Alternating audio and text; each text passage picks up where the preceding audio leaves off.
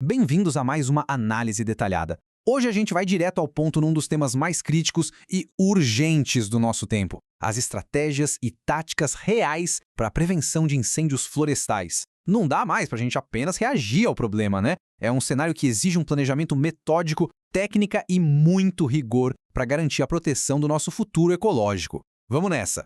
Logo de cara, a gente se depara com a realidade nua e crua da linha de frente. Imagina o calor extremo, o risco de vida constante e o cenário de pura destruição que nossos bravos bombeiros e brigadistas enfrentam cara a cara todos os anos no campo. É literalmente uma batalha exaustiva. E é justamente para evitar que a nossa natureza chegue a esse ponto tão crítico, salvaguardando a vida desses profissionais imensos e a biodiversidade, que a ciência da prevenção é tão indispensável. Bom, para a gente construir um entendimento sólido de como neutralizar essas ameaças de vez, a nossa conversa de hoje vai passar por 4 pontos rapidinho: o cenário do fogo, as causas e a propagação, as ações práticas de prevenção e, consolidando tudo isso, o plano de prevenção. Começando pelo nosso primeiro ponto, o cenário do fogo.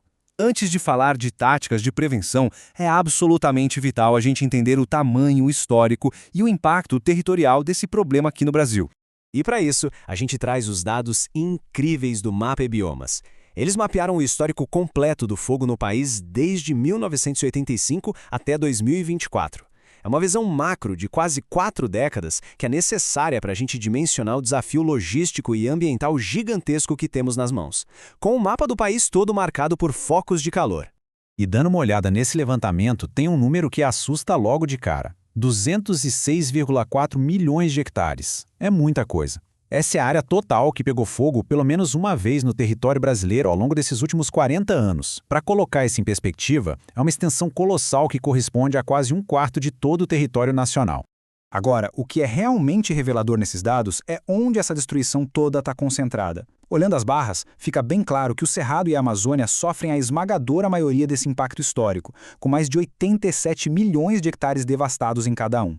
A Caatinga também sofre severamente na sua proporção, mas em números absolutos de extensão queimada, figura um pouco mais abaixo. Destrinchando os detalhes mais críticos para a gente entender como as queimadas se comportam. Olha só. O estado de Mato Grosso lidera o trágico ranking histórico de áreas queimadas. Além disso, existe uma sazonalidade fortíssima, com 72% dos incêndios acontecendo justamente na janela entre agosto e outubro. Por fim, o alvo principal são as formações de savana, que sofrem sozinhas com quase metade de toda a incidência registrada.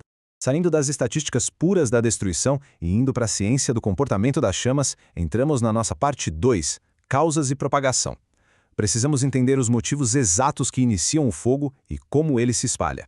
O pulo do gato aqui é identificar como a ignição começa. A FAO, que é a Organização das Nações Unidas para a Alimentação e Agricultura, recomenda classificar a origem dos incêndios em 8 categorias primárias. Isso vai desde raios naturais até fumantes, queima para limpeza agrícola e causas intencionais. Saber categorizar isso direitinho é a base de qualquer política de inteligência. Mas para essa categorização funcionar na prática, o registro individual e minucioso de cada incêndio é obrigatório. 5 campos de informação não podem faltar: causa, local, hora, tamanho da área queimada e tipo de vegetação. É isso que permite avaliar a eficiência dos combates no fim da temporada e apontar exatamente qual área vai precisar de mais atenção nos anos seguintes. Sabendo como o fogo começa, a gente precisa entender como ele destrói tudo ao redor. E aqui entra o conceito fantástico da continuidade vertical descrito por Holtenhoff. É só imaginar a vegetação subindo do solo em direção à copa das árvores como uma verdadeira escada de combustível. É essa estrutura contínua de galhos e folhas que deixa um foguinho rasteiro subir e virar um incêndio de copa, que é o tipo mais rápido e devastador de todos. Com o conhecimento afiado sobre as causas e sobre como essa dinâmica da escada opera, chega o momento da ação. A parte 3 aborda justamente isso: as ações de prevenção e a defesa ativa aplicada lá no terreno. A defesa das nossas matas funciona baseada em 3 pilares ao mesmo tempo: a educação ambiental, que vem para mudar o comportamento humano a longo prazo; a manutenção de aceros, que opera como a nossa grande defesa física nas florestas; e a silvicultura preventiva, que é o manejo inteligente das próprias árvores para quebrar aquela continuidade vertical, controlando o combustível natural. E essa comparação ilustra a drástica diferença entre agir e não agir de um jeito brilhante. De um lado, o cenário de caos, a mata queimando sem nenhuma barreira para segurar. Do outro, um acero limpo e muito bem mantido, que é um verdadeiro cordão de isolamento físico no meio da floresta. O propósito vital dele é um só: barrar a energia do fogo. Mas claro, nenhuma defesa física funciona sozinha sem o olhar humano qualificado.